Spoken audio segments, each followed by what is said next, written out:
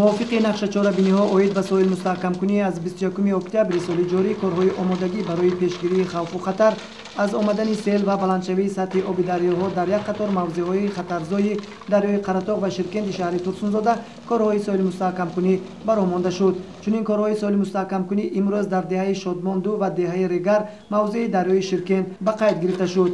در این باره رئیس محله دهه شادمان عبید پلوانوف چنین گفت: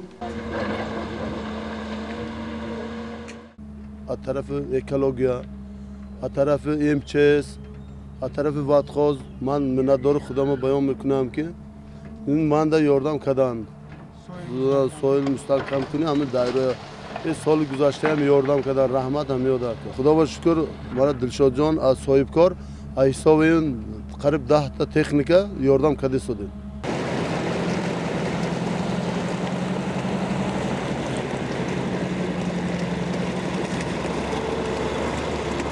برای به انجام رسانیدن چنین کارهای دست جمعانه و حشرها که برای کارهای آبادانی و سازندگی پیش بینی شده است 3 نفر شهروندان و یک چند نفر صاحبکاران این چنین کارمندان شعبه حفظ محیط زیست شهر ترسونزاده سفربر گردیدند. همچنین 8 عدد تکنیک‌های پراقتدار و باربردار در یک روز تا 500 متر ساحل‌های خطرناک را مستحکم کردند.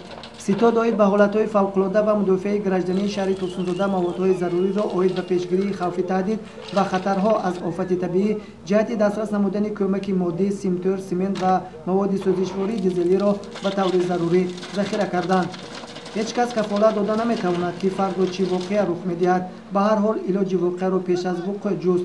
به انجام رسیدن چنین کارهای آبادانی و مستحکم کردن ساحل‌های خطرناک از مسئولیت بلند شخصان مسئول درک می‌دهد.